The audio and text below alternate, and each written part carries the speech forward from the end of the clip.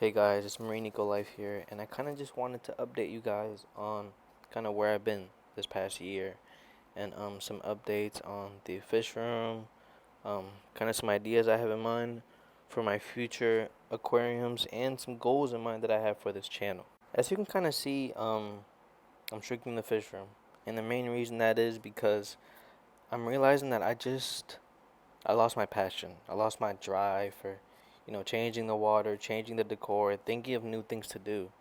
And kind of my life at college has flourished. I feel like I don't have the time for it, the dedication, and I don't want to force my parents to be doing all these water changes, checking the feeders, taking this cost of electricity if I'm not liking it as much as I used to. So I'm deciding to just go down to one because my mom, she still loves looking at the fish and she finds it really stress relieving. Um, so I decided to leave this bottom one right here. And I'm going to kind of talk through some things that I did and kind of how I ended up doing it. One of my main goals for these tanks was that I wanted to keep all the live bearers because my mom said that she found those the most interesting and the most stress relief because she could see the babies after they ended up hatching. And that was kind of her favorite part about these tanks. So I decided to make this sure that this bottom tank would be filled with live bearers, and I hope that all of them could coexist without getting, without attacking each other. As I know the swordtails, at least the very large ones, they can sometimes attack baby guppies and eat them. So that was kind of my main goal when I was making all these tanks. So my first step was emptying out both the 10 gallons and kind of getting everything out of there.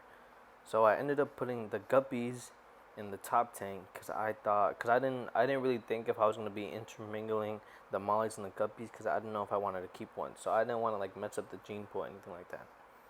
And for the pistogramma, I put that at the top tank because all this time, as you can see how dirty the bottom tank is, I completely forgot about the pistogrammas, the 20s that I bought when I went to the fish store, and that tiger bat is. So I didn't know if they would fight. So I made sure to put them up there because there wasn't any cichlids in that top tank. So I knew that even though it'd be a little bit more stressful, it could be less acidic, they'd be doing more. And as you kind of see, they were out, they were exploring and all that. Now the real challenge was this bottom tank. There was so many crebences. I misspoke before. There's so many crebences in that tank that I had to get them all out. And I knew I didn't want to keep them. And another big decision that cost me that was in my mind on why I wanted to decrease the amount of fish tanks that I had was all the electricity I was using. Um, I had so many things on auto, like my feeders, and that just used so much electricity, making sure that they're always charged so that way, just in case one didn't end up charging all the way while I was home at break, it wouldn't die, and then that would cause a whole separate issue. So right now you can see me, I'm taking out chargers that had feeders in them. And from taking out those 10 gallons, I also removed the amount of heaters that I needed, the amount of filters that I needed, and overall I'm reducing the amount of electricity, and I'm just feeling a whole lot better about the electricity that I'm using. So now, with those tanks out of the way, I end up cleaning them all out, and while I'm doing that, you can kind of see that these things cleared up a little bit after I nestled all that, putting all the lava rock in here from the guppy tank. And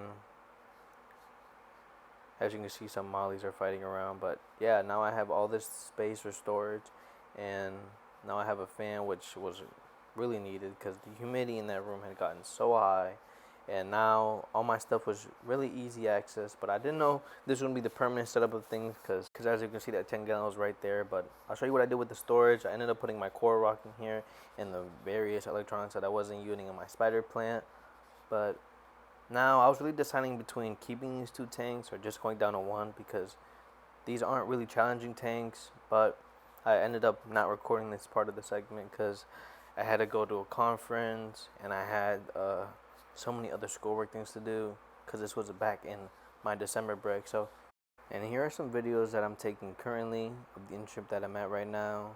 This is a baby common turn at the refuge that I was working, and we were banding this chick. That's why it's currently not in the nest, and why I'm currently taking a little video of it.